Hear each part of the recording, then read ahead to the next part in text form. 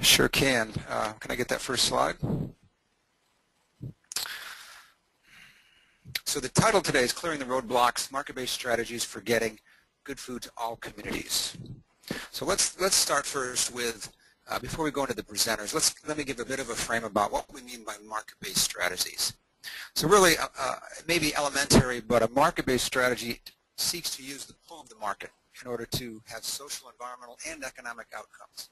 Typically, you know, if it's not a social enterprise, for example, there's economic outcomes we want. That's what business is. But when we want something more, when we want social and environmental outcomes, for example, you know, we call that a market-based strategy for the kind of outcomes that we're looking for.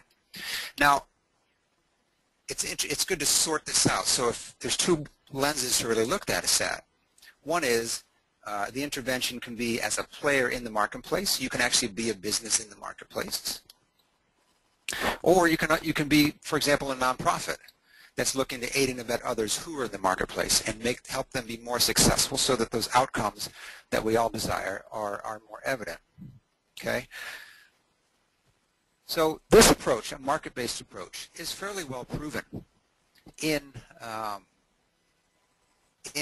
enterprise circles, for example, for farmers that want to capture more of the marketplace and be more successful. You know, there's co-ops across the country that have allowed the shifting of resources to growers and capturing more of the market. Organic Valley is a co-op. It's a great example. Good-Natured Family Farms is another good example. It's not a co-op per se, but it's an association of growers, right, and so that they can access the market by working together. On the other hand, those that aid and abet, somebody like the Food Alliance provides a certification to businesses that want to be known and want to increase their market share for a more sustainable product. So they're aiding and abetting the marketplace. Other nonprofits like Wallace, for example, you know, we're out there providing information and connections. We're not in the marketplace, but we're aiding and abetting the marketplace. Red Tomato is another good example. Although they're a nonprofit, they are actually in the marketplace, operating, providing service, and generating revenue. Now, like I said, this is fairly well proven for as a social enterprise strategy, but it's not necessarily well proven if we want to address food access issues. There, I think we're much earlier on the curve and in the development of market-based strategies. I mean, food access, ultimately the food system is primarily a market-driven entity. You know, we all go out and we buy food. There's a big pull there. When it comes to various sectors of the market, it's more difficult. There may not be as much profit in it. There may be more costs in different sectors, and so the market's a bit finicky that way. But we are starting to see some interesting examples, such as DC Central Kitchen, which in a lot of ways gets donated food and has a very strong social mission, but also has an ancillary food service business, right? So they've created some. It's not pure business and it's not pure nonprofit. It's a mix of both. Again, I think Good-Natured Family Farms is an interesting example because they've been able to build on the initial business and to kind of move into food access issues, relying upon that initial base. Another good example are double up food bucks. So you go to the farmer's market and you can get a coupon that doubles your SNAP benefits. That's subsidized by philanthropy, but allows that market to be more robust and allows the rewarding of those different outcomes. So we're starting to see some interesting examples. Next slide.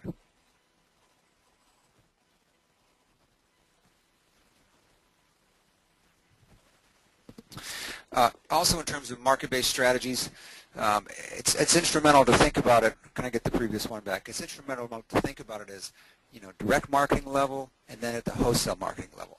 And if we look at some of the strategies that we're seeing that are being used specifically for low-income and socially disadvantaged communities, we're seeing a lot of use of farmers markets, farm stands, urban gardens, and there's many variations on the direct marketing theme.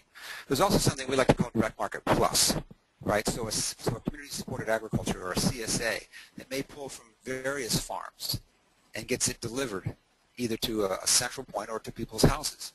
That's Direct Marketing Plus. It's almost like wholesale. Buying clubs, they're kind of like wholesale, but they're also direct marketing. Food box delivery, whether it's a CSA or not. Also using the farmer's market as a supply base for other distribution mechanisms, whether they be corner stores or other places, but having that farmers market as a supply base. And then there's also wholesale farmers markets, right? These are farmers markets where they're not selling directly to consumer, but they're selling to restaurants and to others. Next slide. So those direct marketing opportunities can be very useful, I think, in the issue of food access and food deserts and such, but they have their limitations, right? It's a lot of work for those growers.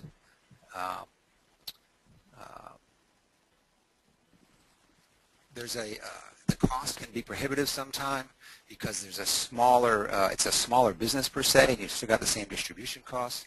So I think there are limits on it.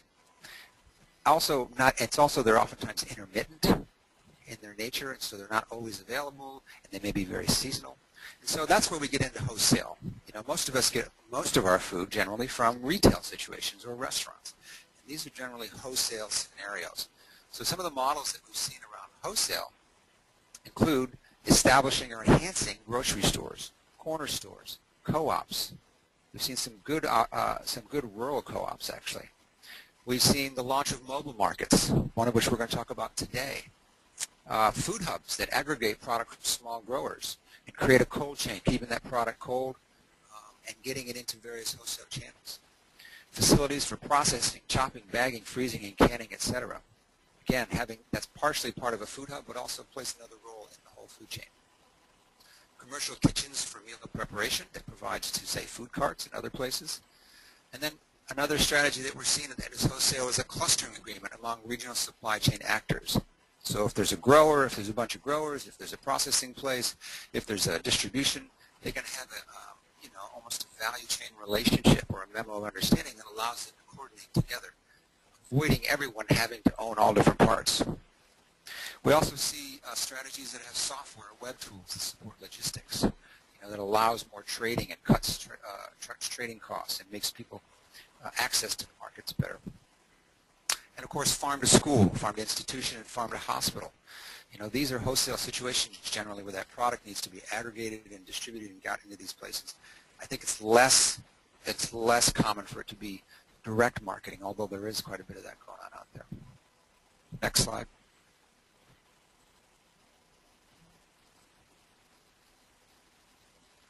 Jeff, can I get the next slide? Hang on just a sec, yep.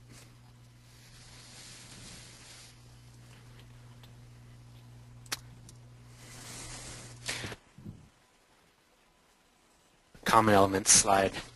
Okay, so yeah, before it comes up. So then my last slide before we move into the models is that there are some common elements across these. I'm going to pull it up somewhere else. There we go. There's some common elements across all of these market-based strategies that I think we need to be aware of, that I also think we can look for when we're listening to the examples today. I mean, so you're going to want to look for things like where does business acumen come into play? I mean, ultimately these are businesses generating revenue. Yes, they have a social outcome, and yes, they have an economic outcome, but unless they operate as businesses, they may not be around to have that outcome. So they need to have some level of capacity there, right? The other piece that we've seen that is essential is an engaged community. The community that we're trying to serve needs to have a seat at the table, or else you're going to miss the mark, or else it's not really going to meet the need, and you're not going to be empowering that community. And then a third common element is that really, despite models that we talk about, despite what you see developed over there, all situations are really unique. The community that's being served is generally unique. The geography plays into how you set things up and what's possible and what's affordable, whether it's urban or suburban or rural, and there's many more variables that come into play. That it's essentially you have to take models and tailor them to your area, depending on the needs in the market and other aspects. So with that, let me introduce you to Michelle Muldoon, who's here at the Wallace Center. Michelle is a program officer here at the Wallace Center, and she's also the manager of the HUFED program, the Healthy Urban Food Enterprise Development Center program. And so she's going to be introducing and taking you through the rest of the presentation today and introducing our following speakers. So Michelle?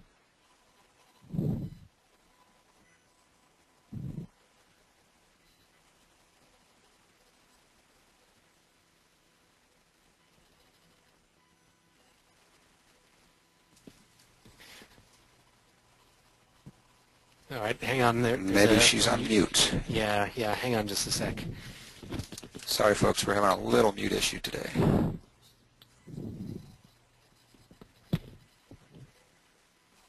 Okay. Okay, you can hear me now? Okay. Okay, so I know we're all anxious to hear from the presenters, so I just wanted to briefly kind of set the tone around the three models. We'll talk about mobile markets first, and Diane Wilson from PETA Wakantipi will be presenting. So mobile markets is pretty much what it says it is. But as John mentioned, you know, it's not a one-size-fits-all model. It's a very complex country with lots of different communities and sub-communities and whatnot. Mobile markets can run the gamut of what they provide, can run the gamut of what the vehicles look like and that sort of thing. But the bottom line is it's customer access and convenience. So it's a convenient way for the customer to get access to healthy food. There's mobility. It's versatile. You can diversify your customer base, your products. It's also meeting people where they are, so it's a win-win. So you can get the product to market and get it to the most number of people, and the people that are congregating in their neighborhood, churches, health center, etc., can access the product more readily. So some of the opportunities is that it does assure food access because you're literally going out there into neighborhoods that have low food healthy food access. And then there's low relative overhead and startup costs as relating to other retail outlets. And then new locations are always possible, diversification is always possible, and that sort of thing. The challenges, you know, the first one is also an opportunity. You know, you're only there for a certain amount of time on a certain day, that kind of thing. So you can turn that into an opportunity by looking at places where people congregate, keeping in touch with customers so that they know when you're going to be there. The revenues and profit potential, what are you selling? What are your costs? Is this raw product? Is it processed? Is it meals? What's your margin? All of that is going to be, you know, you have to think through carefully. It could be a challenge. There's also the, you know, often, you know, if somebody's coming from an outside neighborhood, you know, the retailer perceived as possibly an outsider. So you really do want to do your research. You want to have the right person marketing. You want to have champions in the community and the right marketing mix, the right product at the right price for your target customer. So just some examples. I mean, this is really scratching the surface, and there may be some mobile markets that are more successful, or, you know, and so we just give 4 examples from around the country. Some of them are grantees of ours. We have the Johns Hopkins Center for American Indian Health with their MoGrow mobile grocery, Santo Domingo Pueblo in New Mexico. We have My Brother's Keeper, Jumpstart Jackson mobile grocery in Jackson, Mississippi. La Cocina, born in La Cocina, is a small business catering incubator where people are selling through a mobile street cart healthy street food at public parks.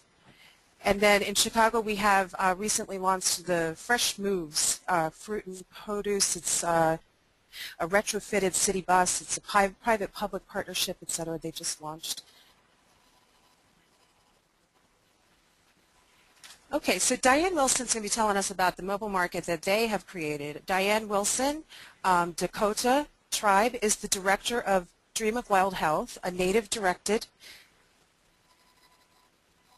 10-acre organic farm in Hugo, Minnesota. Dream of Wild Health is currently a program of a nonprofit called PETA Wakantipi, but will soon achieve its independent nonprofit status. Diane Wilson's a master gardener with 20 years of nonprofit management experience, and she is active in the Native community and has participated in Dakota commemorative marches from 2002 to 2010. Wilson's also the author of 2 books dealing with Native identity, trauma, and cultural recovery. We're honored to have Diane with us today, and now she'll describe the mobile market that they've created. Hi, this is Diane. Sorry about that phone in the background. Bad timing.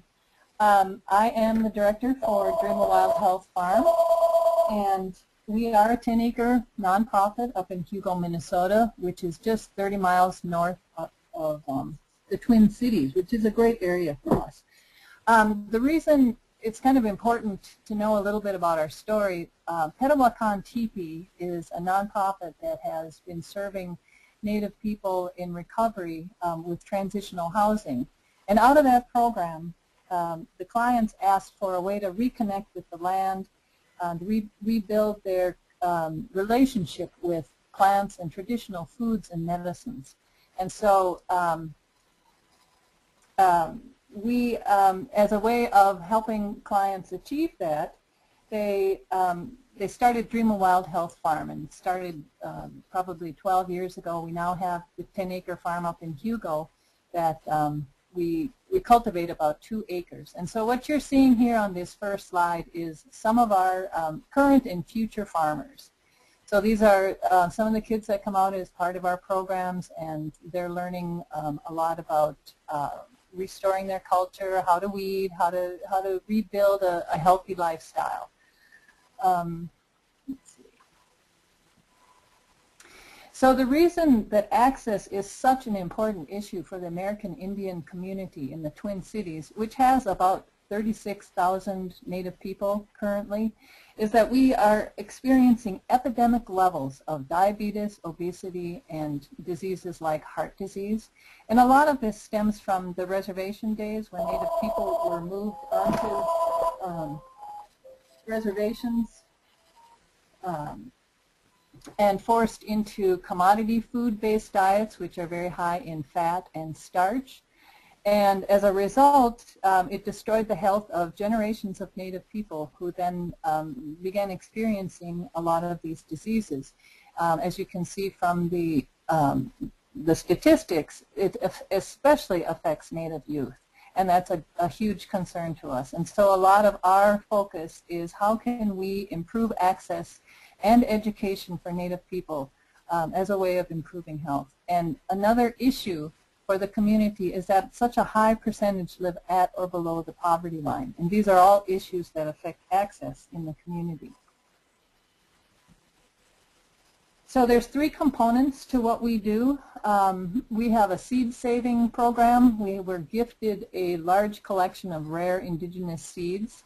And that's, so each year we grow out some of these seeds for preservation and also redistribution to tribes and families in the area. We have education programs for youth and adults. These are 2 of our garden warriors. They come up each summer for 4 weeks. They learn how to grow, harvest. They learn how to cook healthy meals, the importance of exercise. They're learning it all in a culturally sensitive program. And they also come down to the markets and sell fresh produce back to their community. And they're paid a stipend to do this. We also have a program that's similar for adults that also teaches them about farming. It teaches them about healthy foods and also work readiness skills. And so the organic farm market is the aspect of the organization that has generated our new project that is supported by the Wallace Center, which is our mobile market. And our organic farm market is a way of bringing the food that we're raising back down to the urban Native community. And this is specifically about providing access. And so between the market and our other programs, what we do is really intended to help rebuild relationships with the land, with our food, and with our community. So this is an example of one of the markets that we set up last year in St. Paul. It's located on the east side on a very busy inner city street. And these are 2 of our garden warriors in the front. They are holding our cookbook that has a lot of the recipes we use at the farm. And as you can see, it's kind of a funky little stand. And we had a great partnership with the American Indian Family Center that was 3 blocks away.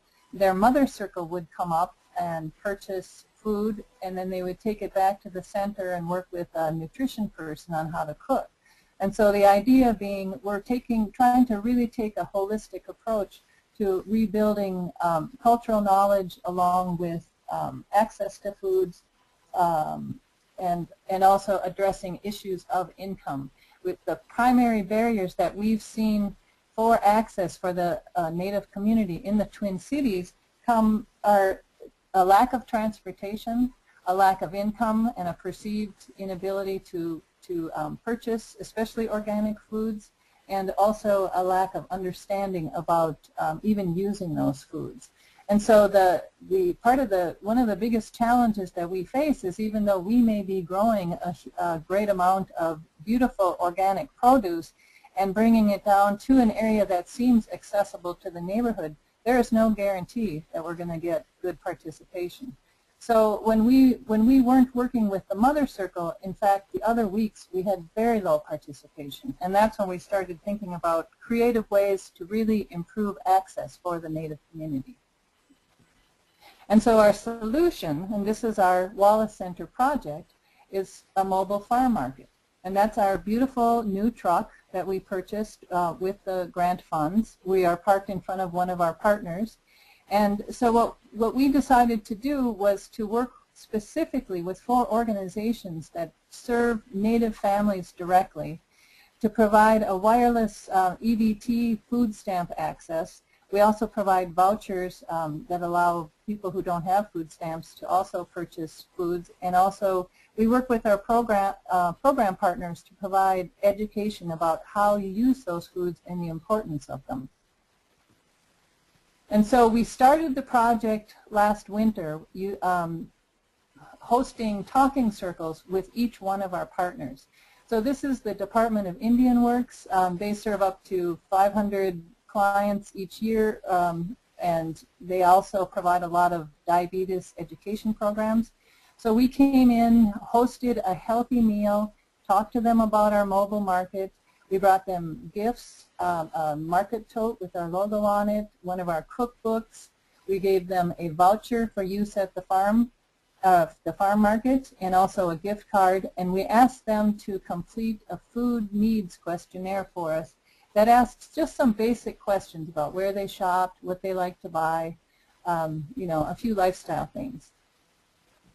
So what we found out from this food questionnaire was that the barriers that our target families were experiencing, most of them shop at Cub, Walmart, and Target. 7% don't buy any vegetables at all. Nearly half rarely or never go to farmers markets, and 40% need financial help to shop at a farmers market. 20% need transportation, and over a third already have diabetes or a family member with diabetes. And so this really confirmed what we were perceiving as the challenges.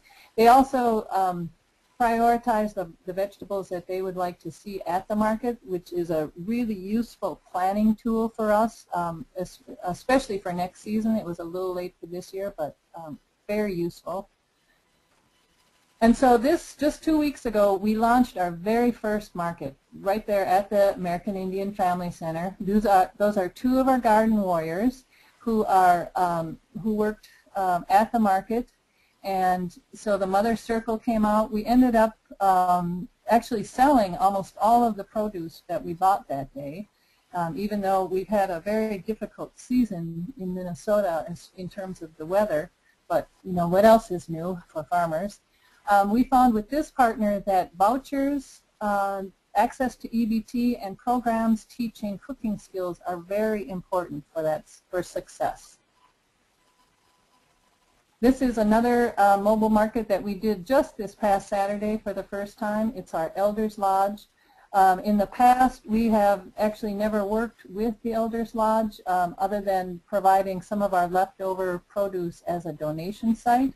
And so this one too was just, we had a great time at the market. They too sold out just about everything we brought, and we found that with the elders, they almost entirely use the farmers market nutrition program vouchers, as well as vouchers that we provided and EBT access to shop. Very little cash was exchanged. So those programs are really essential for our target families to participate.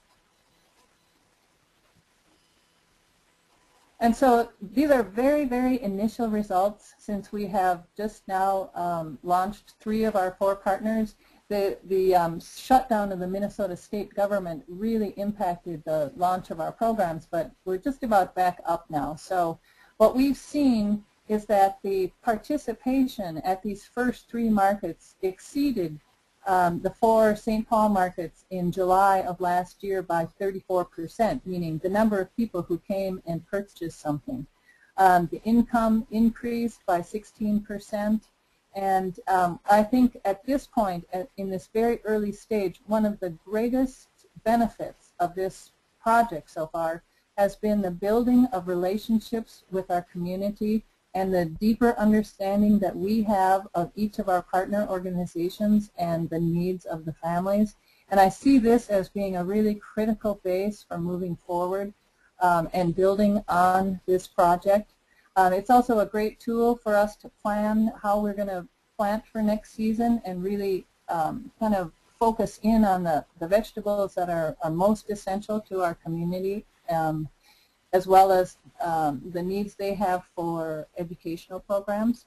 The cons at the moment, and again, this is really too early to assess this, but in the initial markets, the receipts are not that large, about $200 for that first market versus what we have needed to invest. But again, I think this is really going to shift going forward. But for the time being, we do look at the need for continuing our outside funding support. And then it is a bit logistically complicated when you have a small staff to try to operate markets at multiple sites. So I believe I'm probably out of time, so I just wanted to leave you with our website address. This is where you can find more information about our programs and certainly get in touch with us. So thank you very much. Thank you, Diane. I'm actually going to jump in right here and launch our first poll. Here's a little interactive section. So we're going to do this for each of the models. So for the mobile markets that you just learned about, given the unique qualities of your community, remember that one of the key factors is that each community is different. So with the unique qualities of your community, how applicable is the mobile market model?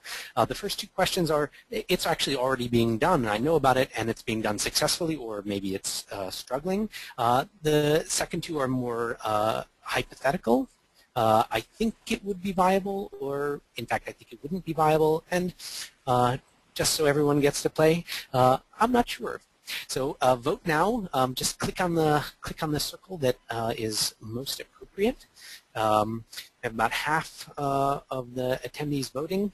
Turn your screen now, vote, so we have a good sample. I'm just going to close the poll in just a few seconds.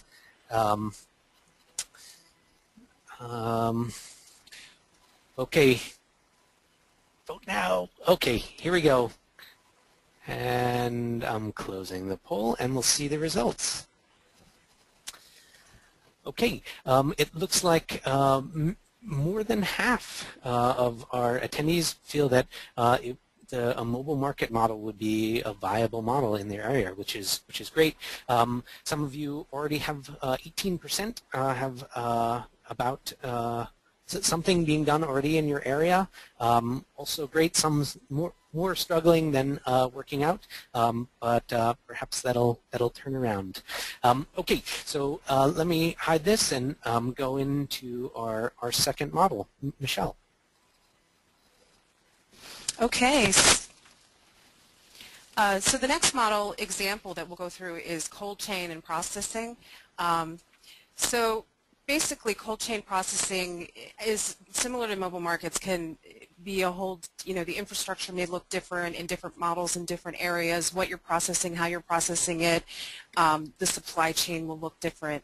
But basically what it does is it increases the availability of regional food. And again, there's that convenience for the buyer, for the consumer, for the chef, in terms of the format of the food that they want. People busy cooking, working 2 jobs, maybe children are cooking, or it's a school that doesn't have a lot of time or the equipment to purchase raw product. It opens new markets and gives another opportunity for diversification of your product and your audience. So a farm to school is an example of that. The opportunities, it addresses the seasonality problem in terms of being able to extend the season through processing. It also ensures the quality of the product getting to market for the markets that have really, really high, rigid quality standards. It opens new markets. It enables businesses to diversify again, more regional products, and potentially higher margins. Again, this depends on your costs, and everything is dependent on the costs, but the potential higher margins of the product that you're selling that may be at a higher price than you know, non-value added. The challenge is that it can be really costly, the infrastructure, the equipment, the maintenance, the training, especially the training if you're really just getting into it. Processing can be labor intensive if you don't have the equipment. There's also food safety considerations, there's permits required, and there's, again, lots and lots of training if you don't already have the skill set. So it's a whole new and different skill set from, you know, traditional direct marketing or whatever you're doing currently. There's also the efficiencies and economies of scale tied to that profitability part of it. You know, it may not be as profitable to be doing smaller batches of processing and cold chain, you know, product. So you really, you know, have to look at that and looking at aggregating more product for that. A few examples of cold chain and processing, some of which are partners of ours. There's IATP, Institute for Agricultural Trade and Policy, in Minneapolis, Minnesota, looking at flash frozen for underserved schools. In Minneapolis and St. Paul, we have Corbin Hill Road Farm, which is a farm share model. It's an adapted CSA model, serving Bronx and Harlem and connecting to rural upstate producers. We have CIFT, that's going to be the next presenter, blanching, freezing to food banks and many others. Rebecca will describe their process. Franklin County Community Development Corporation, Food Processing Center, again for schools in underserved communities in Greenfield, Massachusetts, and Champlain Valley Specialty of New York, apple slicing and processing facility enabling them to get to schools. So let me introduce our next speaker. It's Rebecca Singer from the Center for Innovative Food Technology. She's going to be talking about their cold chain and processing model. Rebecca is the Vice President and Agriculture Program Director for CIFT. She provides strategic leadership and project management across the range of project areas, including demonstration projects, value add, small business development, and alternative energy. Prior to joining CIFT in 2001, she worked at the Ohio Department of Agriculture.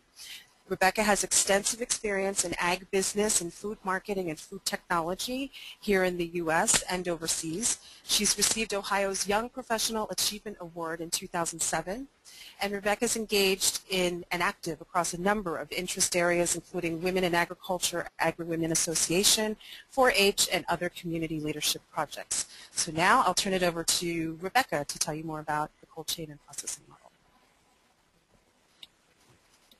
Thank you, Michelle, and thank you to the Wallace Center for having me today to participate and tell you a little bit more about our program. I am with the Center for Innovative Food Technology, and we are based in Ohio. We're a nonprofit organization focused on providing solutions and economic development opportunities for the food and agribusiness sectors for Ohio, but also throughout the region and country in a more broad fashion. Our real goal is to try to enhance the economic performance and bring value to producers within our region. We're based in Toledo, Ohio, primarily, which is the target population for the project that I'm going to speak with you about today. Unfortunately, we're not that much different than many of the other communities that may be listening and participating in this particular webinar. Toledo is one of the poorest metropolitan areas in the country, and as you can see by some of the numbers, it's not particularly favorable in the folks that are overweight and obese, and I attribute that in large part to the limited access to fresh produce, and that's really where we became more focused in trying to bring some of those resources to those communities, particularly in the inner city where there's a lot of challenges associated with food availability. One of the things that we try to focus on is regional and economic development, working with producers to try to look at new market opportunities. And this has really expanded from not just rural folks who we have a number of people within Ohio that do specialty crops, but also now looking at urban opportunities for growers to become involved in the process and to experience some of that job potential from the food and agricultural sector. Institutions and restaurants have continually expressed a desire for local produce, and this is really a key time to take advantage of that and being able to make those connections happen. Additionally, we have, by nature of the target area that I mentioned previously, we have a tremendous opportunity to take advantage of some of the federal programs that come into the region and really try to encourage people to utilize those funds more towards produce than what they may typically be doing now, which is maybe your Doritos or your snack products, just because they don't have the access potentially to the fresh. So that's one of the elements that we really want to try to tap into that has not happened within our area to this date. And also just continuing to talk to producers and connect them to the buyers for further advancement of their efforts.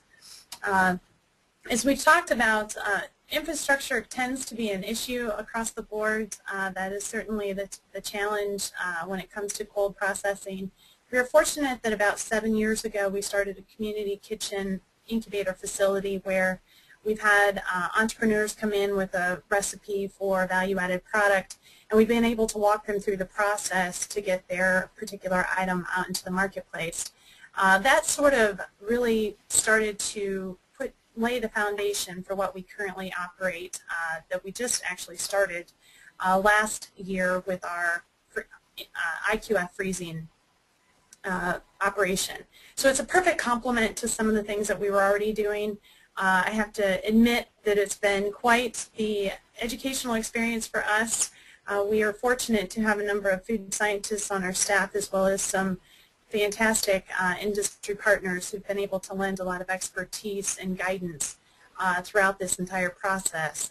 Everything from knowing what equipment to purchase to be able to make this happen, to operating the equipment in the most effective fashion, and then ultimately handling the product at the end. When you're dealing with a frozen product, there's a tremendous amount of challenges associated with that that you do not experience necessarily with some of the other means of getting food out to the hands of the people that desire it. When you start to have an operation such as this, there's a number of things to consider. Any kind of operation is going to need an area to be able to sort the produce that comes in. We have farmers that bring us the produce, and most of them have done a very spectacular job in doing that pre-sorting in the field or at the farm prior to bringing to us, but we do need to have a holding area to be able to sort that. You need to be able to prep a lot of the products coming in. Last year we were accepting strawberries that still had the caps on. That proved to be a very time-consuming process. We had to make some adjustments to that and really try to work with our growers individually on what the nature of the product was when it came into our facility. Obviously it needs to do a tremendous amount of washing. Vegetables primarily need a blanch time applied to it. The challenge associated with that is that every crop has a different time that needs to be applied. We each are using a steam blanch process at the moment, so it's not a hot water bath. So we had to do a lot of product development and testing to ensure that we're achieving the right levels of enzymatic kill, particularly with green beans and a number of the other products that we went through this system last year. And then you actually get to freeze the items, which is in that first picture at the top that has the little danger button on. That's a little awkward angle for you to see, but that is our actual freezer that will freeze roughly 50 to 60 pounds of product at a time. That really depends on what the item is. If it's berries, it's obviously more, and if it's upwards to green beans, it's a little bit less in quantity. But it can really freeze within anywhere from 4 to 6 minutes so in a run, in a cycle. So although we're getting a small, 50 to 60 pounds in at a time, it's a pretty quick turnaround period. And then one of the other critical elements is proper storage of the produce, and that's one of the things that I'll touch upon that was a real challenge for us in the first year that we operated this system. Last year we were successful in doing 36,000 pounds of produce, and as I mentioned, strawberries, blackberries, green beans, Brussels sprouts. We sort of started off with those key items and then have now also expanded into doing some test products with sweet corn. We did onions, peppers, carrots, those types of things as well. And we were very fortunate in the first year to have a strong level of support from Bon Appetit Management Company, who supplies many universities in Northern Ohio with product. They were interested in doing fresh when it's available, and they wanted to access frozen for the off-season and really connect with farmers. And so they were a perfect partner for something that we tried, something of this nature. As I mentioned, there's a number of lessons learned in the first year. Each crop has different guidelines, so we had to go through an entire process to determine what the level of blanching and the appropriate amount of freezing time applied for each, and really establish those guidelines so that now that information is available and we can continue to build upon that database of information. Storage capacity is a real challenge. When you look at a frozen product, we just had a holding freezer that we thought would be able to be sufficient. That was not for the amount. It really could only hold about 700 pounds of produce, and you're really pushing that piece of equipment when you're putting that much product in. So storage is critical. Transportation was one of our biggest challenges. We were fortunate enough to have some companies step up that had vehicles that we could use last year when we were in a pinch, but it really was a limiting factor because many of those companies needed their own equipment for their business purposes, and we certainly didn't want to impose upon them for this effort. Labor is a constant thing. As Michelle mentioned, there's a tremendous amount of training that's associated with doing something like this, not only with the handling and the prep work, but also the processing itself and handling the product throughout the process. The improvements that we're going to be applying this year that we're very pleased and fortunate to have as new opportunities is to be able to purchase a truck to transport. That's going to be critical in order to be able to get the product once it's finished. You know, when you're dealing with the producers, it's a difficult time to know when it's coming and then how long it's going to take to process and how do we get it to the appropriate outlet. And the Seagate Food Bank is going to be a partner with us and be a recipient to a lot of the produce this year, so we'll be able to move it accordingly. We're going to expand upon our workforce and identify additional crops for this coming season. We're just getting ready to do some test runs on some sweet corn, and we're excited to see how that's going to play out.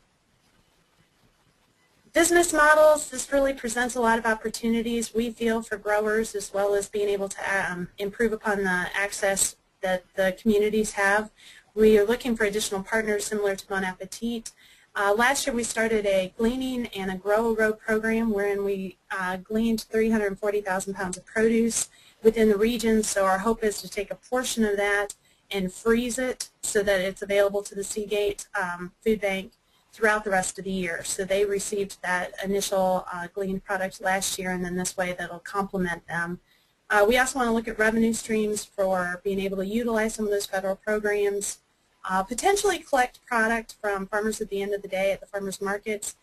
Tends to be anyone that has a lot of product left over tends to mark it down so dramatically that it's a real detriment for some of the farmers. So we're hoping to work out a model where that makes it, freezing makes it a valuable proposition for them, and really look at just how to expand upon the clients that farmers can work with. And in many cases, we're working with the community organizations who are taking product, they're freezing it, and then they're coming back to us to try to make a value-added product through our commercial kitchens. So it's a real nice complement in that respect. Obviously, our goals, which is very similar to all the other participants in this program, is to expand availability of produce throughout the year. It's wonderful when we're in the season and it's plentiful, but people are hungry for fresh produce or for produce in general all year round. So we're hoping that this will be one opportunity to accommodate that. We want to increase the amount of produce that we freeze this year and identify additional partners. And ultimately, is the goal of this entire program and mission is to improve access for our our fellow residents and friends and families who do not have the access they would like to see to produce, and tried to take it into places that maybe this will be their first experience with having access to produce, whether it be fresh or frozen. We're happy to share results and certainly willing to guide people through this process. It is a bit of a challenge to get up and going, and we're certainly not the experts at this point, but we are learning on a daily basis and are willing to provide that insights to anyone who might benefit. So with that, I think my time is just about up, and I wish everyone the best of luck with their individual programs. Thank you, Rebecca. That was wonderful. Let's launch the poll on processing. This is very similar to the last poll here. Given the unique qualities of your community, how applicable is the processing, adding a processing facility to your area? So I'm gonna cut this one off a little bit faster than the last one because now we all know what we're doing. So get your votes in.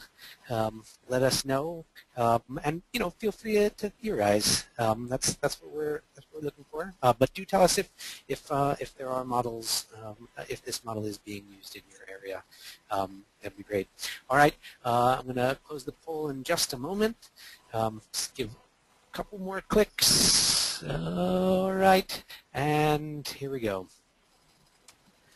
Okay, so again, it looks like people, again, over half feel like this would be a viable model. That's good. We agree. That's why we've funded some processing models, and it's good to see that more, in the case of processing, more are successful than struggling in your area for those that are growing. Okay, Michelle, take us to the final model for today, food hubs. Okay, so Jeff Randall from Farm to Family Naturally in St. Louis is going to be presenting food hubs. As all of you probably know, food hubs has been, in the news. It's kind of the buzz. I'm not going to go too far into it because I want to leave Jeff some time to talk. But basically, you're looking at aggregating distribution, value chain relationships, the opportunities that they can serve buyers of all sizes, and it's a natural facilitator of value chains. It fills a gap, it brokers, it connects people. It provides services to producers, buyers, and community, and it provides markets for producers and jobs for community. The challenges are the startup costs, having the business acumen and the language and the capability of working with people across a whole range of experiences and backgrounds, challenges in reliable volume, consistent quality needed for the profitability, and the market complexity. Just a very few examples of food hubs, just real few quick examples. A couple are some of our grants in the HUFED program. There's Black Oak Center for Sustainable Renewable Living in the Chicago region in Illinois. We have Centro del Obrero in El Paso, Texas, Veritable Vegetable, California, Grass Lake Sanctuary, Michigan, Local Food Hub, Virginia, and Good Nature Family Farm. Let me just jump in. At the bottom of that page there is www.foodhub.info. We do have a list of many food hubs across the country if you visit that web page right there. Thanks, Jeff. Okay, so let me introduce Jeff Randall from Farm to Family Naturally. Jeff is a principal in Cornerstone Ventures, which helps to create sustainable social enterprises, and that includes Farm to Family Naturally, an aggregation and distribution business based in St. Louis. Jeff has over 35 years of experience in business and community development. He was instrumental in the financing of over $600 million in industrial, commercial, technology projects that resulted in thousands of new jobs. He served as president of the New York State Economic Development Council, New York Business Development Corporation. He's been president of Saratoga Economic Development Corporation and many other leadership roles. Currently, his focus is on the development of urban food hubs that support the aggregation, processing, and distribution of locally produced foods. And his aim is to meet the demands for affordably priced, fresh and locally made foods by consumer, commercial, and institutional purchasers, and to help farmers, rural farmers, efficiently reach large urban market channels. I'm going to turn it over to Jeff to explain the model at Farm to Family. Thank you, Jeff Randall. Thank you. Appreciate the opportunity to share with you what we're doing in St. Louis through Farm to Family Naturally, which was organized in 2007 as a for-profit social enterprise that operates as a self-supporting business focused on local farm foods. In 2008, Farm to Family purchased a 23,000 square foot supermarket known as Sackington Farmers Market. That market today has roughly 5,500 to 6,000 customers coming through it on a weekly basis. That kind of volume and opportunity that it gives us to support a wide number of local farms. Interestingly, out of that market, roughly 40% of our sales is produce, so that's a high percentage for a grocery store, but again, a testament to our commitment to the local food market. We have a CSA program. We also distribute to schools, daycare centers, restaurants, and other institutions through our mobile market, which we have just received funding for. We expect to launch that later this year as another distribution outlet. But the large project that we're here to talk about today is the St. Louis Food Hub, which is an urban ag center that we're looking to start construction on later this year and open up in 2012. Our business model is very simple. We are here to provide reliable and efficient distribution channels for local farmers, and also to provide consumers and institutional purchasers with affordable, locally grown and locally produced foods. The St. Louis Food Hub consists of, or will consist of, and this is an expansion of, again, our existing operations and a new site, where we intend to build a 35,000 square foot market, again featuring locally grown and produced foods. Adjacent to it, there's an existing building, a historic building, that will be renovating 29,000 square feet for a food aggregation, processing, and distribution facility. And then on the roof, we will be building a small greenhouse and urban farm that will allow us to provide some leafy products to the food market, the mobile market, and also to the processing center. I'll go through these in a little bit more detail in a couple minutes here. Just some overview benefits of the Food Hub. This project is a large scale in St. Louis that will employ upwards of 200 new skilled and unskilled jobs. The payroll multiple from that will be a huge benefit to the local business community as it spends through and supports a lot of other jobs, in addition to the increased tax base.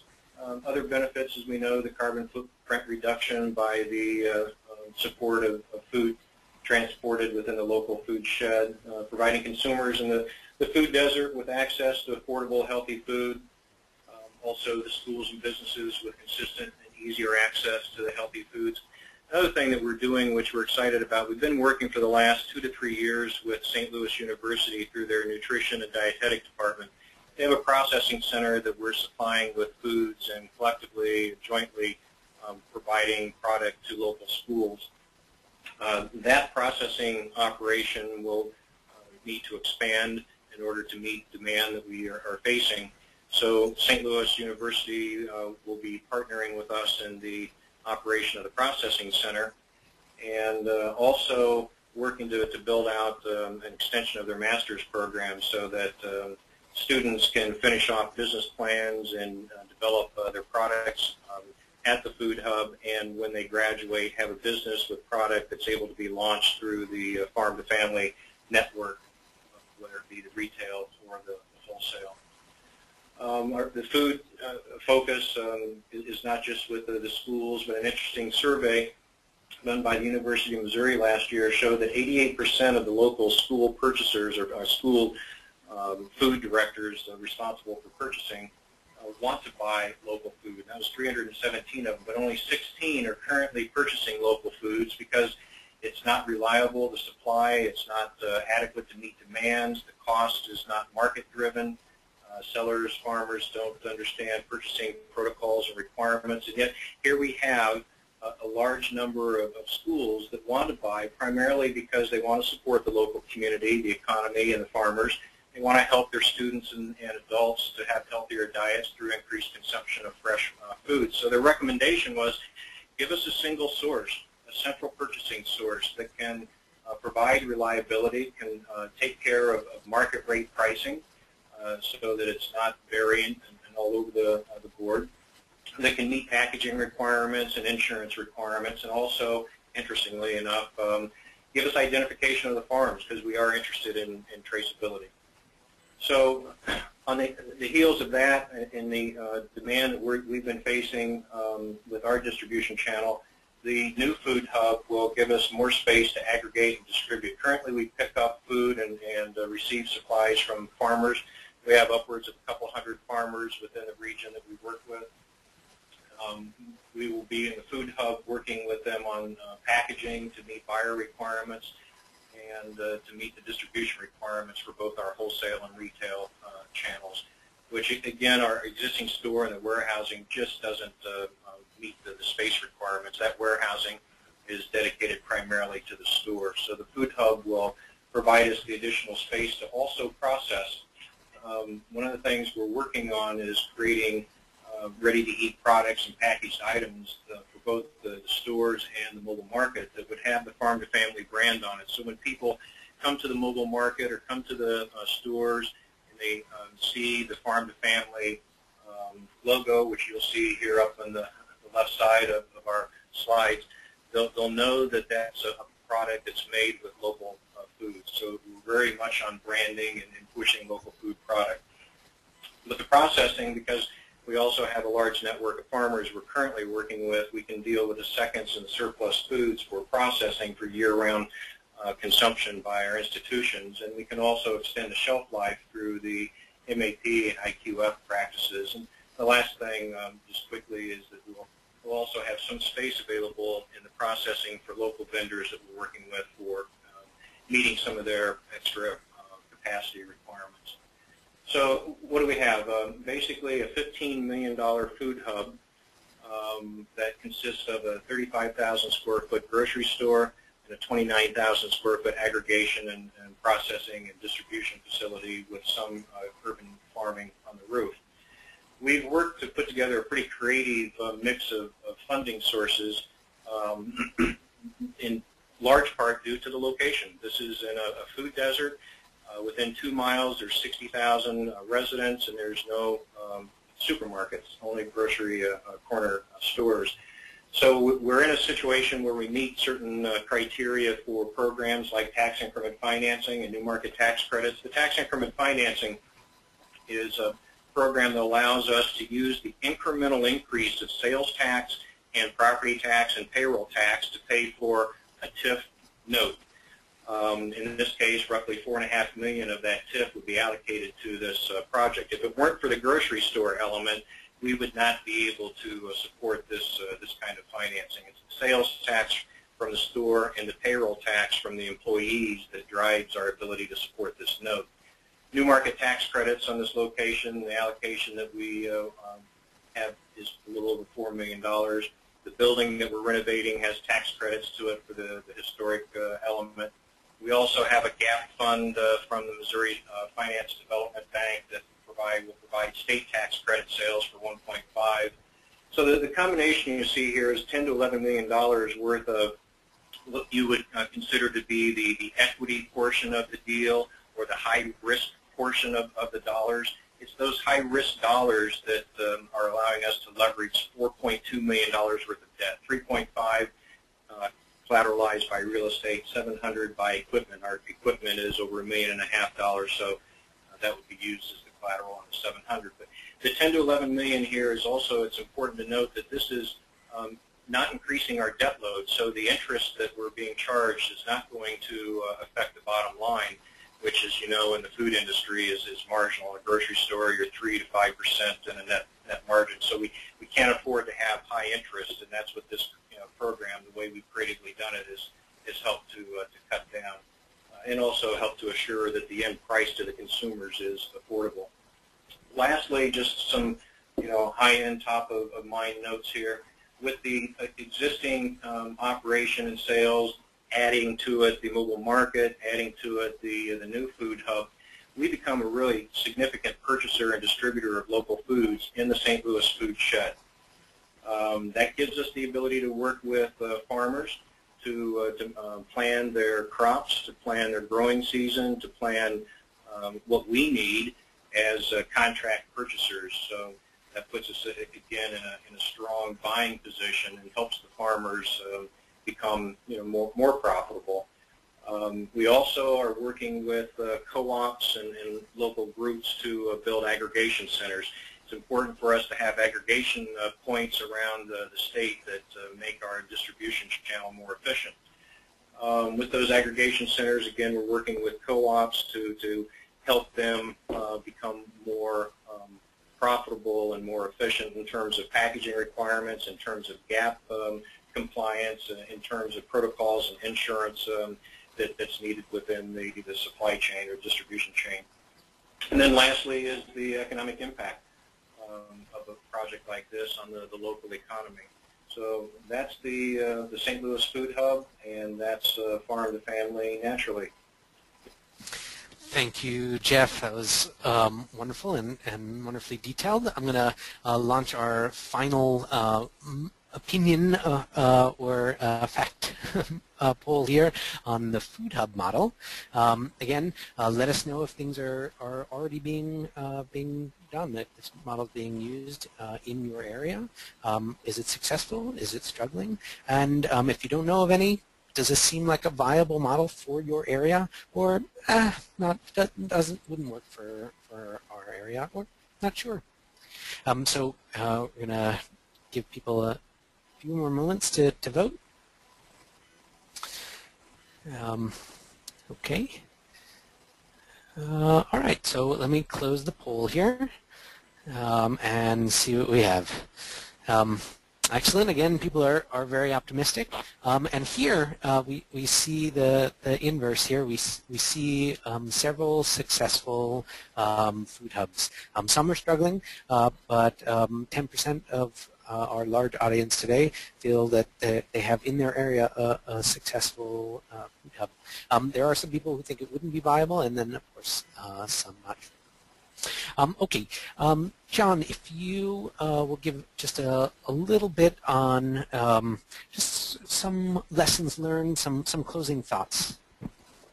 Right, I'd be glad to, and I'm going to be quick because we're running a bit out of time here. But as I said before, there's really two perspectives on this. If you're a player in the marketplace, I think there's some lessons there. And if you're an organization on the outside of the marketplace trying to facilitate these kind of things, there's some lessons there. So let's get a look at what we got. That's it. Next slide. So if you're a player in the marketplace, there's some basic business things to be aware of. Make your products resonate and recognizable by consumers. Got to have branding, perhaps certification, whether it be organic certification or whether it be a different kind of certification. Find existing supply from regional farms or a regional hub. You really can't do it all. If you're on the retail side or the grocery side, it's going to be hard to do the supply side as well, unless you're large and have lots of staff. So you kind of got to pick your specialization and try to go with what's existing. And that takes us to the next one. Use existing infrastructure as much as possible. It's expensive to create your own, and it's a whole other investment in time. Confirm your assumptions about the market. Marketing research is very important. Don't make assumptions that people want certain products just because a few do. We get back to the variability and diversity in communities. You've got to be fairly specific about your marketing. Feasibility studies and business plans. Relatively essential for any of these kind of things of any size. When I say always need an entrepreneur to step up, what I mean is there's got to be someone who's going to take responsibility and someone who's going to be passionate and take the lead for this. We see that whether it be in nonprofits or whether it be in for-profits. We see an entrepreneur writ large. Target community must have a seat at the table. We mentioned this earlier.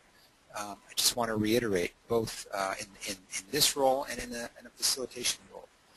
To make these things work, especially in socially disadvantaged and low-income communities, you've got to have that community engaged. Oftentimes, nutrition education and community outreach are key components of any of these efforts. It's not just business, it's engagement, it's education, it's outreach. Okay, next slide. So if you're a facilitator in the marketplace and you're aiming to aid and abet, again, target community must have a seat at the table. Also, seek to understand the needs of those who you're asking to behave differently. If you're asking farmers to grow something new, if you're asking distributors to carry something new, you've got to understand what their constraints are and what it is that drives them, and you've got to appeal to what it is that drives them. Identify motivated players in the food system. There's going to be champions within each of these sectors along the value chain. Those are the folks you want to find, the ones who, yes, they're in business, but yes, they're also up for the social challenge or the environmental challenge, and they want to see some good things done. Find those folks. Work with them in your pilots and your proof of concepts. Bridge relationship gaps in the food chain. You'd be surprised how many times people along the supply chain or the value chain don't really talk to each other. Producers don't often talk to food service directors, that kind of a thing. Bringing folks together, bringing buyers with producers together, you'd be amazed as to the information that's exchanged and the deals that can go down and the gaps that can be removed. Same with bridging infrastructure gaps in the supply chain. Food hubs are a perfect example there. You know, a food hub fills an essential gap in a regional supply chain that's been diminished by consolidation and globalization of the marketplace. So you got to look for those opportunity points. Again, nutrition education is usually a key component of this kind of work. Is there one more slide? Nope. We're going to questions. Great. Okay, there are lots and lots of wonderful questions. I'm also going to run a couple polls as these questions are answered, so feel free to listen to the answer and vote on the poll. Okay, so now I get the challenge of picking a yeah. few questions out of all the great ones. So here we go. One question comes from, these are terrific models, they say, but the observation is that most of them are in urban areas. So the question is around, are there any models working in very rural areas, limited access to large city markets? So anybody want to take a crack at that?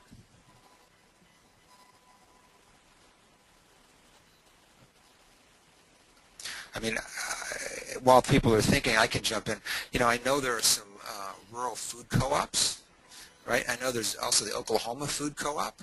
It's a pretty good model that draws product from across the state and sells it to various places. It's basically a subscription service. There are rural food hubs out there. I think they're smaller in scale generally to match those smaller markets. Certainly you're seeing a lot of direct marketing. But in terms of the larger wholesale situations, that's a little harder call. Anybody else want to respond to that?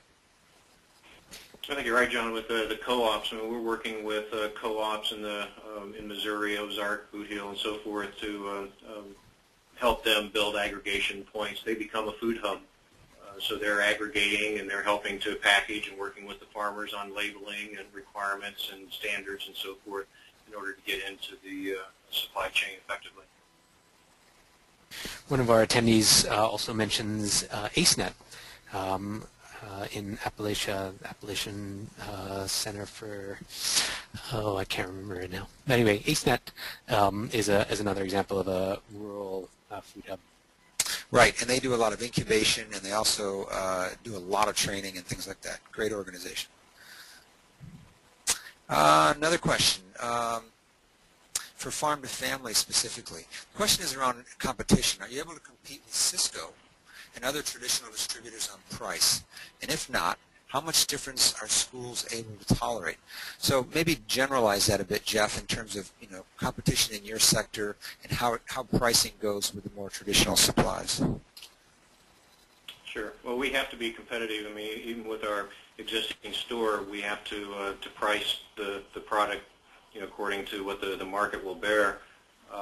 So we look at what the other retailers are doing on a regular basis and keeping our price in check. The same would be, always be the case. We have to make sure that we're market priced, and that's one of the difficulties with the farmers and aggregating and distributing. The price points are all over. So that's our job, is to make sure that the price that we pay allows us with the margin to make market rate prices. So yeah, no, the schools aren't paying a premium. We have to be competitive. So certainly the scale that you have and the draw on the various growers and just running it as a business allows you to be more competitive, correct? That's right. Okay, good. Another question for, I think this one goes to Rebecca. Let's talk a little bit about the relationship between CIFT and the farmers. What, especially around contracting with them or sourcing product from them. What's the nature of those relationships when it comes to this processing situation, and what kind of changes might you make if you, in a best case scenario? Well, in last year's experiences, we selected a few key farmers that were just in close proximity to the operation in order to kind of get our feet wet and to experiment a bit with the products. Those were also farmers that were received contracts directly from our partner organization, Bon Appetit. So they actually paid for the product that was frozen, and then they assumed that product afterwards. So it was a great opportunity for the farmers. They just brought the product to us, and then they were compensated for that product, and then they didn't have to worry about it after that point. It was distributed through the Bon Appetit channels. That's really the model that we're continuing to go after for those opportunities with the producers. We have an active farm-to-chef program, so we're working already a lot with a number of growers in our region to connect them with chefs and institutions. And so this is another way of just offering them an expanded market opportunity. For some of the urban parts that I mentioned today, this first year we'll be doing mostly the gleaned produce, which is what's donated, and then we hope to demonstrate the value associated with the program and further expand our outreach. We have a number of urban growers who are participating with through community gardens and kind of larger scale urban farms, and so we hope to incorporate them into the mix as well. So it's really an network that's being established to kind of pull in resources from a number of different areas. Mm-hmm. Okay, great. Thank you. Let's talk about initial startup costs. The question came in specifically around Food Hub, but I think it's true for all the different models. How do we address the initial startup costs for these endeavors? In a strictly for-profit world, there's some traditional ways. There's credit cards, there's family money, there's money you've saved up, there's equity investments, and then there's loans. So who wants to respond to how maybe we do it in this sector, and what are we seeing some differences, and how you folks have raised the initial capital? Happy to jump on that one. You mentioned several of the different sources for funding. The angel, family, friends, that's always the best money early on in starting up a business. The last thing I would want to do would be to go to VCs and all prematurely. Once the project has got some legs and can be valued, then that would be the time to go for additional funding, mezzanine, or whatever somebody's looking for. But seed capital, the cheapest is family, friends, and what you can pull together from angels and people in the community. And there's certainly other organizations out there that are focused on social enterprises and their grants and the like, but a lot of that takes time. So bootstrapping your way through a project is the best way of maintaining control until you've got a project that can demonstrate what it needs for funding. Mm-hmm. And I think that's a key concept, maintaining control, because when you start taking in different sources of money, you start to lose some of that, I think. Diane, have you told us how you got the money up for the mobile market? Did we cover that yet? Yeah, I was just thinking about this question, because actually our experience as a nonprofit farm has been that without the support from the funders who really believe in the vision for our programs, we wouldn't be able to do what we do. And so we've had good support in building the infrastructure of the farm. The downside has been, as Jeff mentioned, it can be a time-consuming process, and if you don't get the grant, you don't get the equipment. So receiving the award from the Wallace Center was, it was a huge turning point for us, because it allowed us to buy a truck, which is, in the scheme of things, a very small investment. Unless you're a very small organization, then even buying a truck, especially in a recession, can be a huge achievement. So that's how we've been able to finance our slow building of infrastructure, and what has been critical to that is building those relationships in the community, including with our funders, so that they really understand the social aspects of the work that we're trying to do. If I could just also mention, I mean, depending on the site and so forth, there's opportunities to capitalize yourself. I mean, that's what we've done in St. Louis. We've got a site that the owner of that site, Gilded Age, is very excited about and participating actively with us. So they're helping to seed the project as well. So there's a lot of ways around it, you know, finding the right site, finding strategic partners, finding people who are passionate about it and willing to, you know, participate. It is one of the reasons Right. that we got really interested in really focused on the sustainability question, so that since we have been primarily reliant on fundraised income, and then when the recession hit so hard and hit all of our funders, we could see just how vulnerable our organization was, being so one-sided. And being a farm, there should be strong earned income potential. So to us, it was a wake-up call, too, to get very creative about still pursuing our mission, but in ways that allowed us to make the farm side of the organization much more self-sustaining while continuing to fundraise for the program, the education programs. Right, which I think is a growing strategy that nonprofits are looking at in terms of, you know, creating some kind of a social enterprise or revenue-generating stream that allows them to offset some of the costs, maybe not all, some of the costs, bring more stability, I think, to the financial scenario. Again, I think there's pros and cons to that. There's upsides and downsides, but it's certainly worth looking at in this food sector. Another question that has come in has to do with municipal zoning and regulations. Now, I imagine if you've got a mobile market on the road, or if you're doing, you know, the kind of development that Jeff's doing, you're going to run into some kind of regulations or zoning type of things. So let's have some discussion around what's either helped or hindered for these kind of things, or maybe even on the processing piece, there might be some of this too.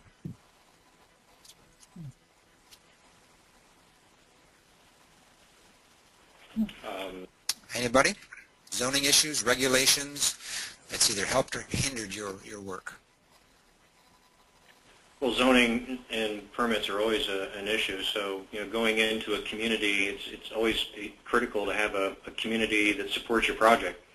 I've tried to do deals in communities that, you know, just didn't get it, and were communities that you just don't want to struggle in. You know, so having a community that's supportive, that can, you know, walk you through the zoning issues, the permitting issues, you know, is critically important. I'll let the others speak to you know, the food industry and those elements.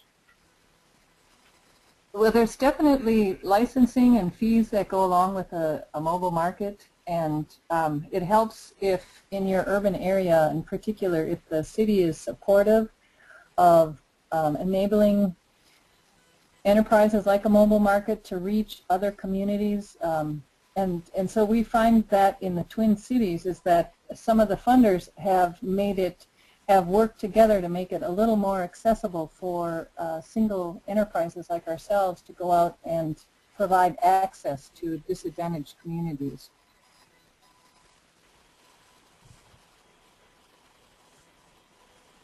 Rebecca, did you want to add anything, or does that cover it? That covers it well, and we haven't had as much of the zoning regulations by nature of the facility is actually located in a rural area, and then it's just transported into the urban setting, so we haven't had that. But we do have all the licensing elements that you need to coordinate through local health department and the State Department of Agriculture. Right, right. All right, well, I think that's going to wrap it up.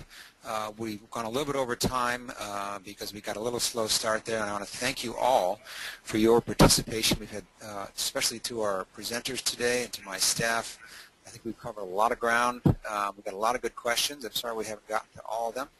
Let me turn it over to Jeff now to wrap it up and to talk about a few future opportunities. Thanks, folks.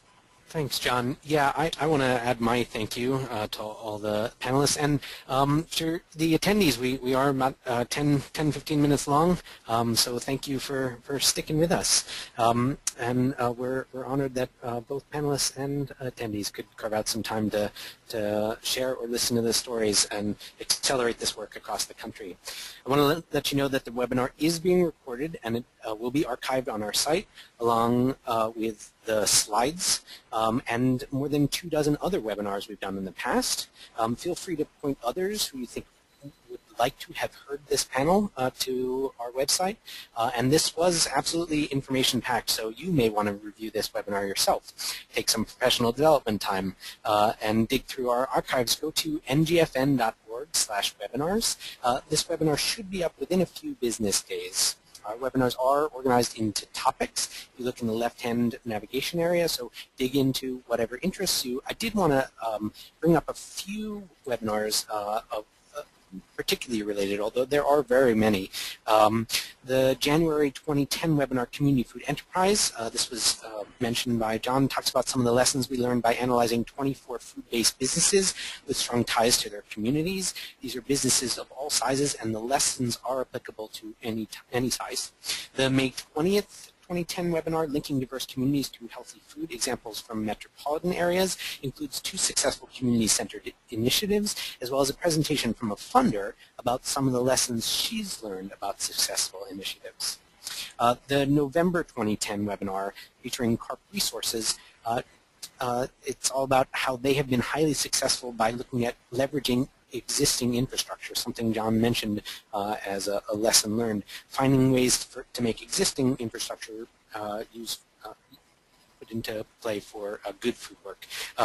This is an excellent way to reduce startup costs. The May 19th webinar of this year digs deep into food hubs, what they are, how they work, how they are viable businesses. This is a small sample. We had a webinar on how to do a feasibility study for a food hub and another on how to measure and how what you measure affects your outcomes. There's a great archive there, ngfn.org/webinars. Sit back and enjoy.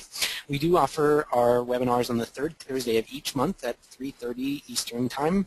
Sign-up links are at ngfn.org/webinars. If you would like notification of webinars as they are announced, and make sure you reserve your spot, sign up for NGFN updates. You may already be getting our updates, but if not, the easiest way to sign up is to check the box in the post-webinar survey that should appear in your web browser just after this webinar ends. I did want to let you know about 2 new Wallace Center websites. Foodhub.info, not .com, .info, is a food hub of information, research, case studies, a map of many of the food hubs across the country. We mentioned this site before, and we will be updating that as time goes on and we learn about more and more open. There are even links to TA providers with experience in aggregation and distribution, and our very recently launched HUFED.org has more descriptions of these initiatives you heard about today, and all the grantee profiles and photos, and a library of some of the best food access resources out there. If you have a resource you'd like to share, let us know. You can email contact@ngfn.org or hufed@winrock.org. You can find NGFN on YouTube, on Twitter, and on our website, ngfn.org. I'd like to encourage you to add your name, interests, your bio, and other information to our growing database of people, organizations, and funders, increasing your ability to connect to people within your regions and nationally. This is all part of the NGFN acting as a connector. Look for the database link in the resources section of our site. And if you haven't already, sign up for our email updates. There is a link on the ngfn.org homepage, or just check the box on the post-webinar survey. We'll sign you up for you. Contact us anytime. Again, that email address is contact@ngfn.org. The NGFN would like to thank you for your time today. And once again, let me encourage you to fill out the survey. That'll open in your web browser in just a moment. And this concludes the webinar.